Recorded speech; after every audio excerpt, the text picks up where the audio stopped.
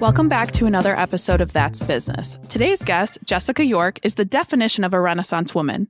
As the owner of Breathe, Bodywork and Beautification in Ferndale, Michigan, she's cultivated an atmosphere devoted to healing and self-care, as well as physical health and recovery. This focus on holistic led to create her podcast, When Survival Looks Like Success, which is focused on entrepreneurship, mental health, and storytelling from Metro Detroit-based business owners. This year, she formed Coterie Detroit as an outreach extension of the networking she has been cultivating, which is an all-inclusive entrepreneurial group to deliver excellent business coaching that supports a healthy mentality surrounding work. She has been featured in several magazines, podcasts, and local events, as well as placing Best of Detroit 2023 2 years in a row. Jessica, thank you so much for agreeing to this podcast. I'm excited to have this conversation. Yes. Although we have so many facets of you, I don't know how we're going to squeeze into here. I'm like, where do we start with you? I don't know. Just dive in. You're one of those people, every time I see you, I mean, obviously follow you on social media and talk here and there, but I'm like, oh, of course she's doing something else. Of course you're nominated for this award. Like, you're just truly Renaissance woman, like you said. I try. I actually really admire people that have like a central passion, that they're like, this is the one thing I'm going to put all of my like eggs into. I love this one thing more than anything. I don't know what that's like. I'm like, I love this and I love this and I love this and I like this and let's try this. And so it's just whatever. And I just roll with it. I don't know if I'm stepping over boundaries here, but I feel like we've talked about this because do you have ADD as well?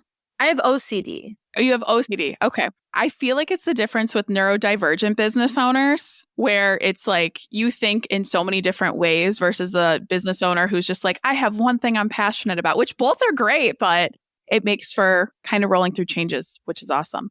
I do think it makes you more adaptable because you're not relying on just that one thing. And like in my case, I've had different instances throughout my career where I couldn't, massage is like my primary background. And so I couldn't massage. Like if I hurt my wrist or one time I cut my corner of my thumb off and one time I ripped my shoulder. And so it's just like stuff like that it's like you have to learn like, okay, I can't put all of my focus into just this one thing because there's always the possibility that one thing goes away, Mm-hmm. And then it's not as devastating. I mean, especially like with the pandemic, I mean, when you couldn't even see clients, I mean, you had to get crafty and it's just like how you had to diversify. And although devastating still, nonetheless, it's like, you still survive post or, as we're getting out of the pandemic more, but yeah, it's just crazy here.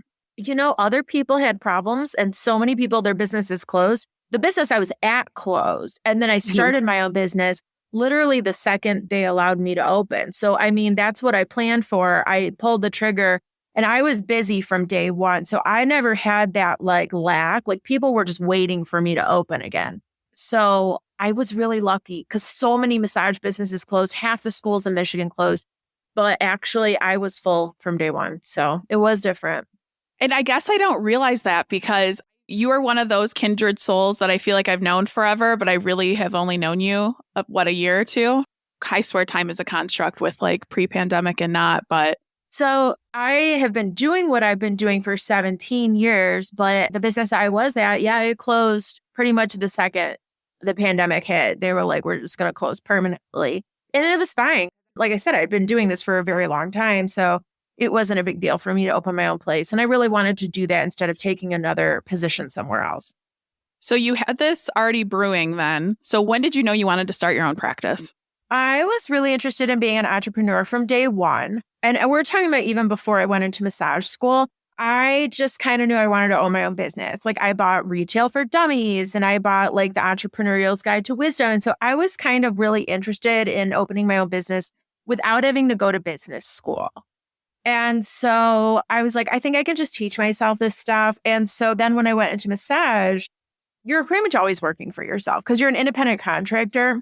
Being an employee for massage is kind of only common in the chain, sometimes in the hospitals. But otherwise, you're either working for yourself completely or you're subcontracting for somebody else. And so it's nice. I like that freedom. I haven't had like a 9-to-5 job since I was 18, 19. So, I mean, I don't think I could ever go back to that.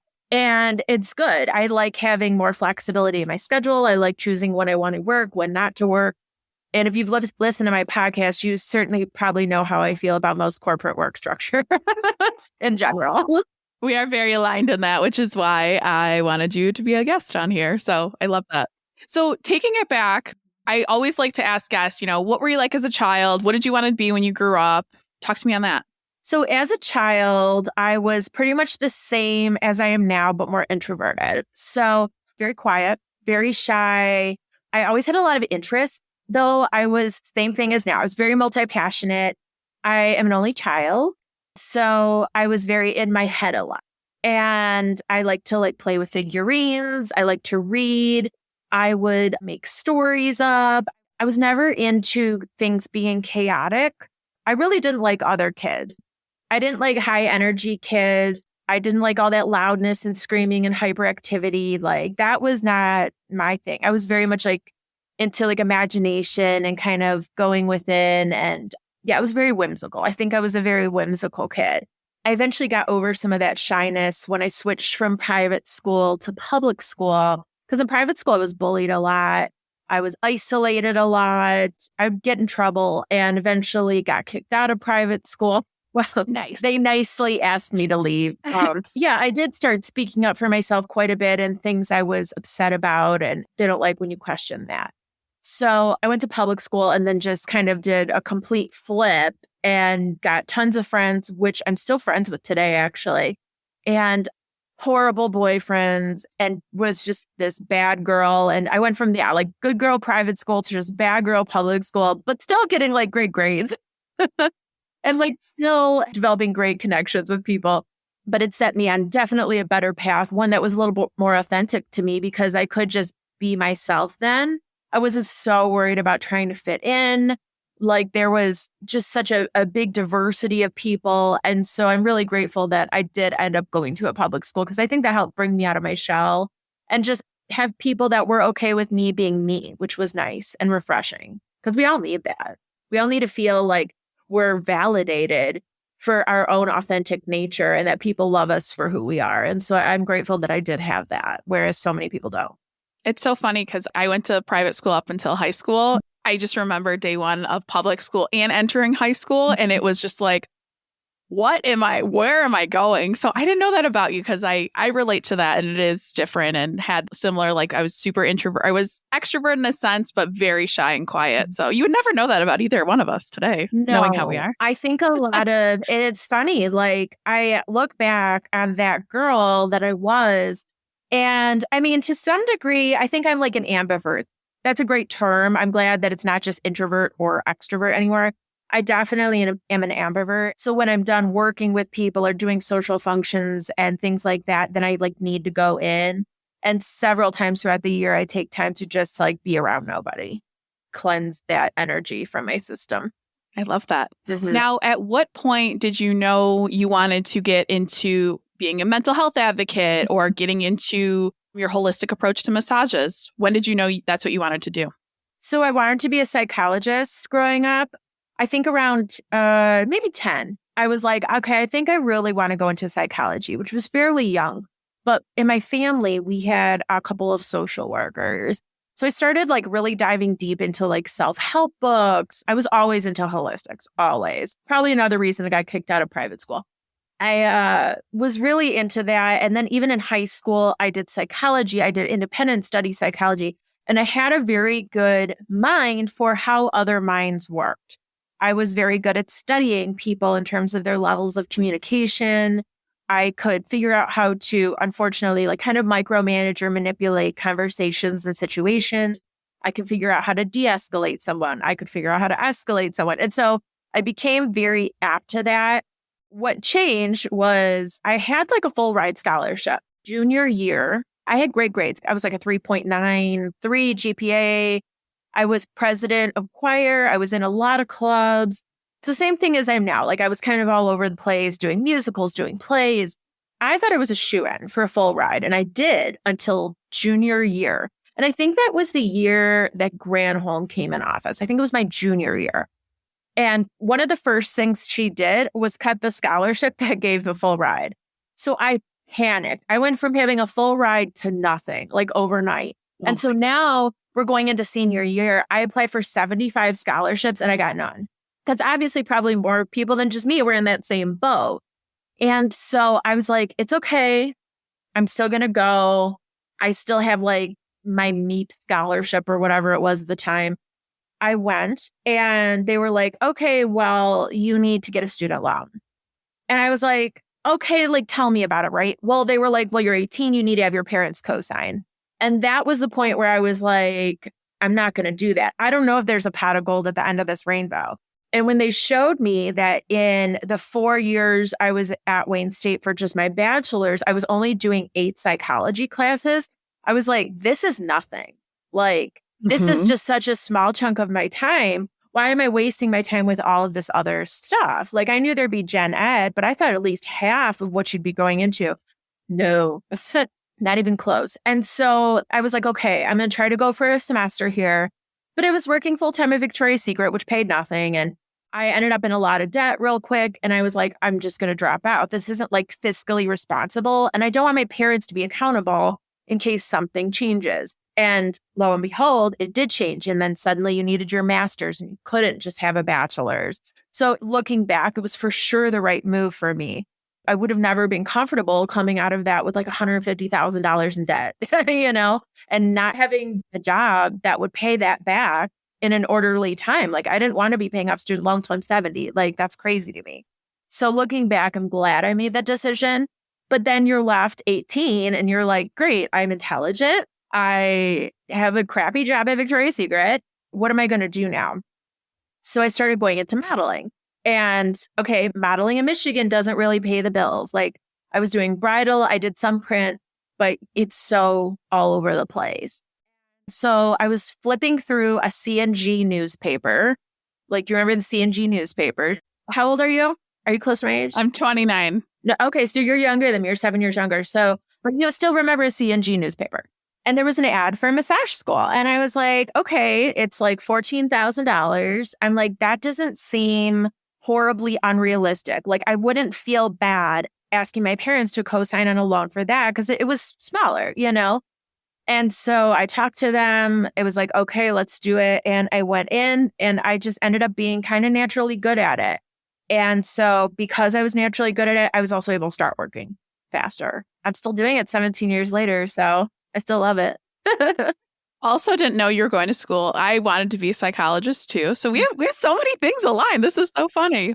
It is different. And it's the same thing. I didn't want to go through school. I had zero interest getting my PhD. I was like, no, not for me. But it does help, I feel, especially if you have a psychology background, like just connecting with your clients more and just understanding and being passionate about mental health as well, because a lot of people aren't, or they're just like, oh, let's just like shove it under the rug here and let's not talk about it. Throw it in the closet for nobody to see. So, and we need more people like you. And when you're doing massage, it's freakishly similar to like psychology.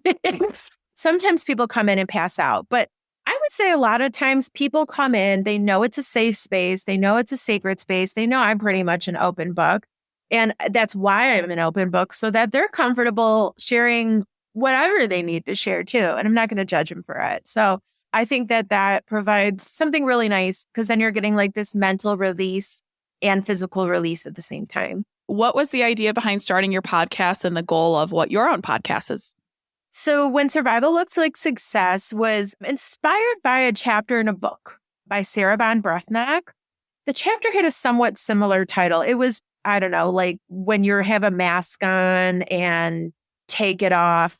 But when you have the mask on, that's like your success mask. I can't remember the wording exactly, but I was really identifying with that a lot. I started it in October of 2021. And so I was like, ooh, I have a lot to talk about. People were telling me constantly, you should have your own podcast. You should have your own podcast. Usually when I execute something, it's something people have been telling me to do for a long time. And I was like, okay, like, why not? This is something I'm passionate about. I'm really passionate about mental health. I was already speaking quite a bit about that. I had, been an author and I had written a book and contributed to articles and spoke for International Women's Day. And so I started it just kind of for myself. But then I was like, no, I really want to have other people on. Like, I want them to share their stories because I can only tell my truth from my perspective. I can't tell somebody else's truth if I've never been through that, or even just relating about it. And obviously, we've all heard like entrepreneurship is really lonely. And so I thought that this would be a really good avenue for other business owners, other entrepreneurs, or people that even just in high powered jobs that are like feeling the pressure, feeling the stress, feeling like you said, you were talking about like a neurodivergent business owner. I do feel everyone is neurodivergent because I've never met anyone neurotypical in my life. Maybe it's the people you're surrounded by. You're calling them to you. Yeah, but I've actually just never met anyone what I would consider neurotypical. I've had people present as neurotypical, but then you're like, but when you do have something that is like ADHD, ADD, bipolar, obsessive compulsive disorder, where there's a certain level of unpredictability to it, that can make running a business really, really challenging. And there are other people out there that don't know that they can do this, be successful, and execute their lives accordingly if people aren't talking about it. And so the first season went really well. We did place in our Detroit we got third place for our Best of Detroit podcast, which blew my mind. I mean, just blew my mind. And I feel like the first year was really, really good. We talked about everything. We talked about grief. We talked about how people should kind of start stepping back against some corporate, we'll call it foul play going on. We talked a lot about thinking differently, men's mental health. We talked about mental illnesses, everything you can kind of think of. We talked about miscarriages, and we talked about losing your business, what that's like, losing your business for health reasons, losing your business because of COVID. And so it became a really great like storytelling platform for Metro Detroit businesses. And that's continuing as we begin season 2 here as well. So there's going to be a host of topics this year.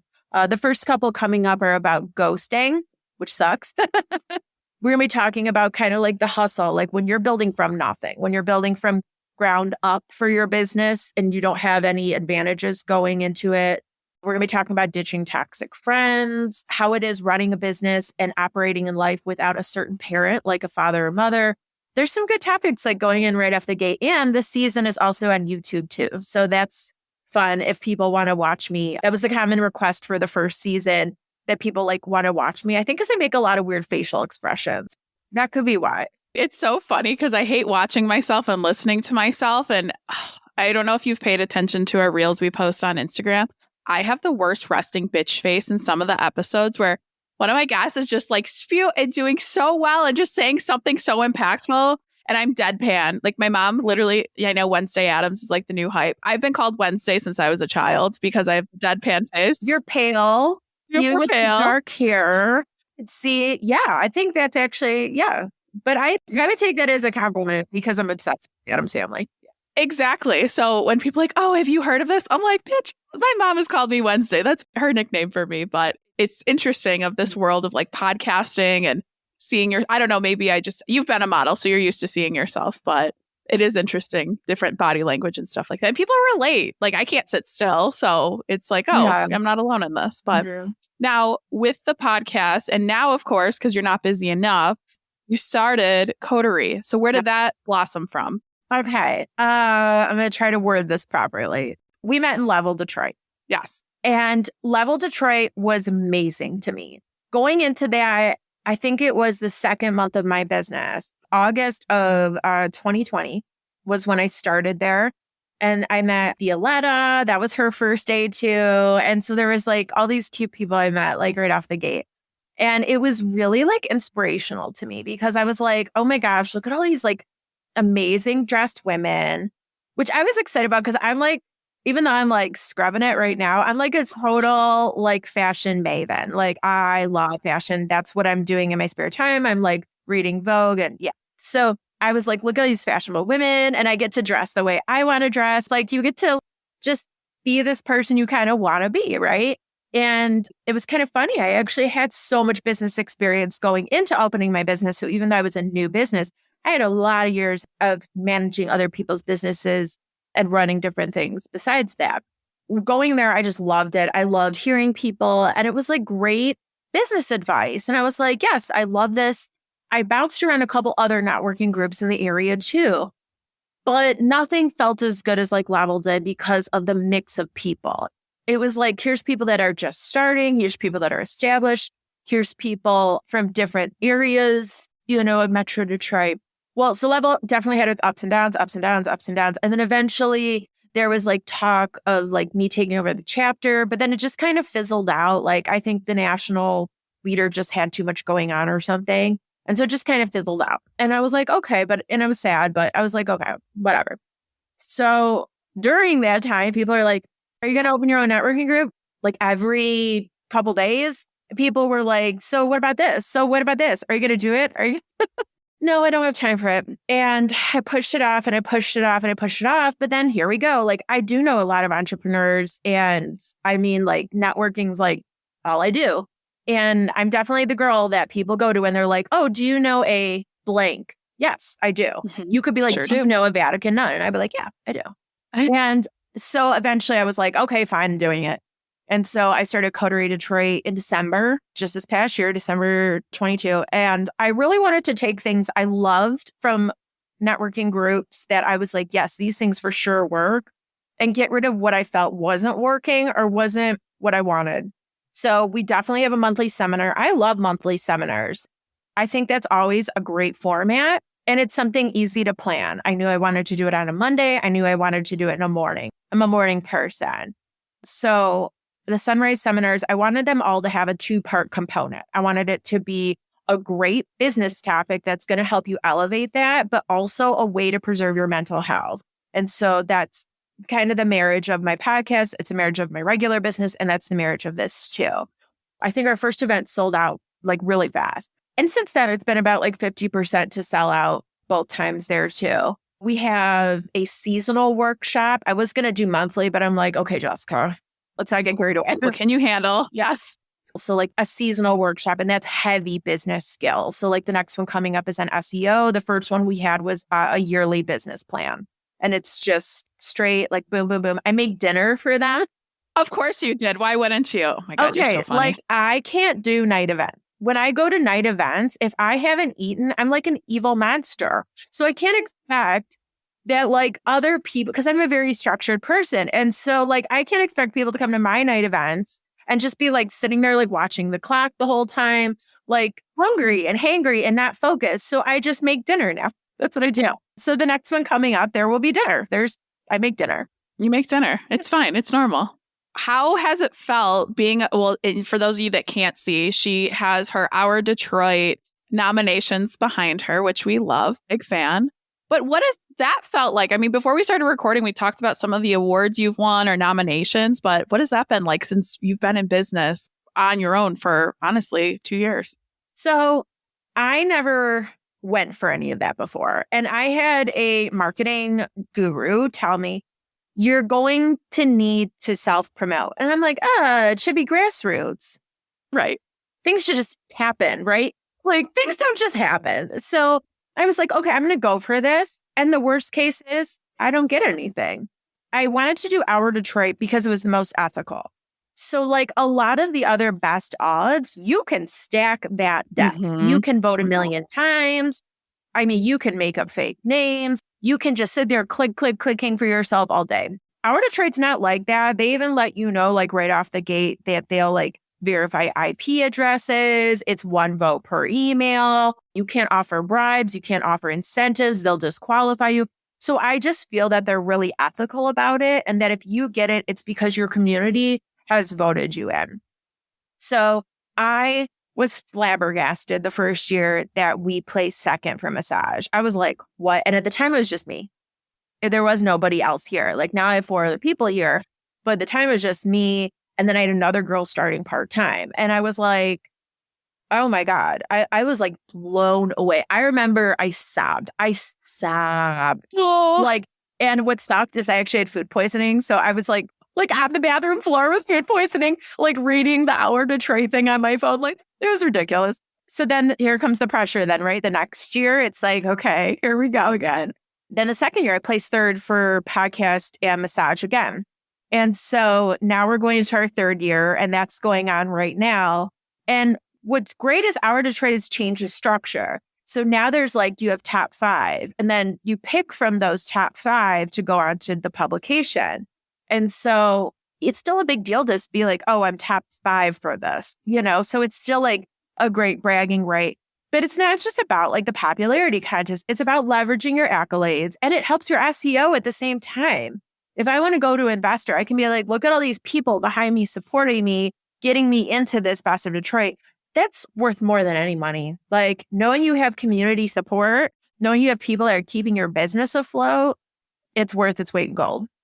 It really is. And it's so awesome. And sad, of course, you had food poisoning when you found out, but I feel like that feeling will never go away. So that's awesome. The feeling will never go away of having food poisoning, on my phone crying because I got Hour to Trade the first year. Yeah. The second year, I wasn't getting the magazine subscription or whatever. And so someone had posted, oh, congratulations to Best of Detroit winners. And I'm like, what?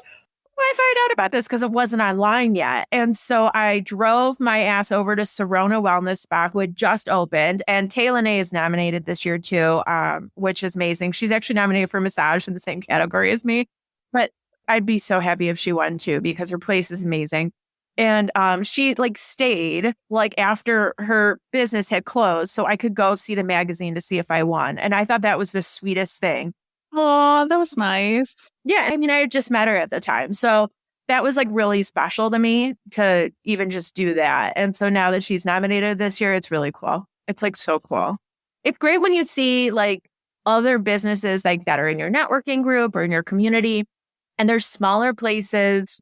And it's so great to see them get like bigger accolades like this. It's a game changer. And I think it's a game changer for Metro Detroit businesses that you don't need to be these like $1 million places to be extremely successful and have a great community backing you.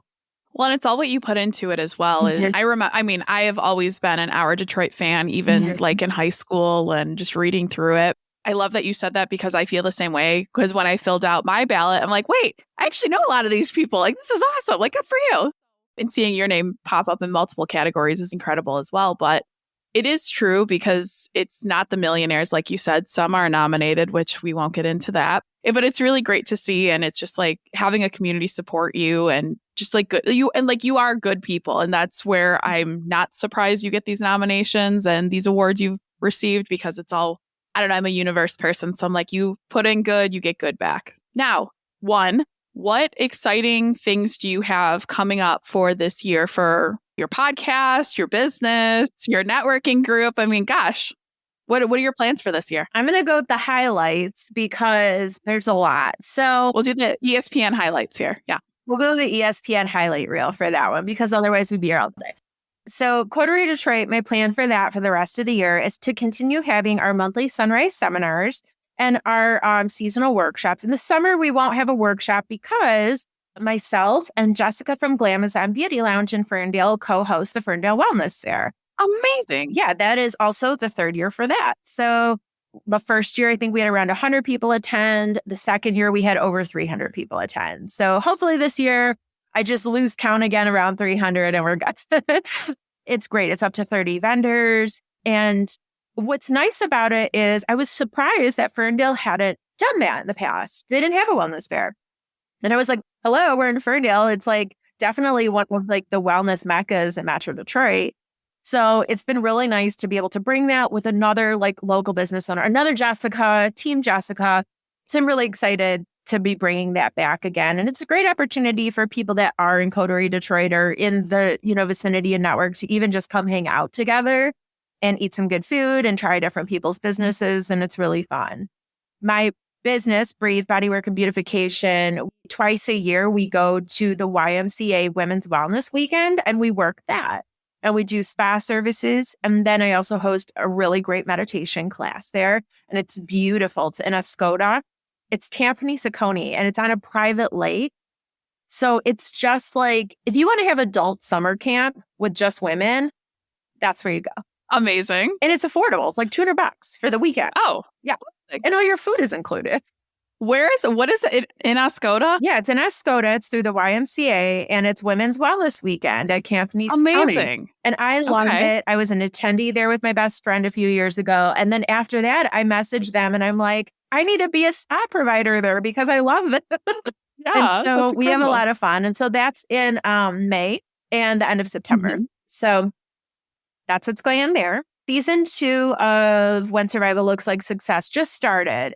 I have it through like my Buzzsprout page. I use Buzzsprout, and then it's distributed to every major listening platform you can think of. And then it's also on YouTube. So I just started that, and I'm really looking forward to that growing this year. I want to grow the national presence this year, but I also like just really want to hit more of this Metro Detroit community. I really want this to be kind of a household name for anyone that listens to podcasts when it comes to Metro Detroit. Because I just think that even though, yes, there's a lot of entrepreneurship talked about, really the topics at hand play into everyone's everything. And I do talk about a lot of just personal topics and reframing our minds and challenging societal quotas. So I'm sure eventually I'll get shut up by the powers that be. But at the same token, I think it's conversations that need to be had. So I'm looking forward on expanding that for the year for sure. Amazing. As we wrap this up, what advice do you have for listeners? I would say, okay, here we go. My biggest advice for listeners is that there is no such thing as fact. There is no such thing as fact. Your truth, your perception, all of that is comprised of who you are. And we all have that. Facts change every single day. History changes every single day. We're learning more. We're unlearning. We're finding out new things we didn't know. And so it really helps to not be so adherent to anything. It's like in Buddhism where they practice like not attaching. That means not attaching to like certain ideals, not attaching to certain goals or certain mindsets or certain, don't overly attach. If you let go of some of that attachment, you're going to feel a lot more like inner peace and wellness and health because you're not making yourself sick over something that is essentially always in motion, and knowledge is always in motion. So that would be for sure my biggest piece of advice, both personally and professionally, for a healthier mindset overall. Amazing. This was so much fun. We could have hours of podcasts with everything you do. Jessica, thank you so much. I'm so excited to go to Coterie finally, that I have an open schedule. I'm so excited to see your business continue to grow, and fingers crossed you achieve these awards. And those of you listening, if you live in Metro Detroit, want to work with Jessica, all her information's in the show notes. Can follow her on social media. Yeah, tune in next week for another episode of That's Business.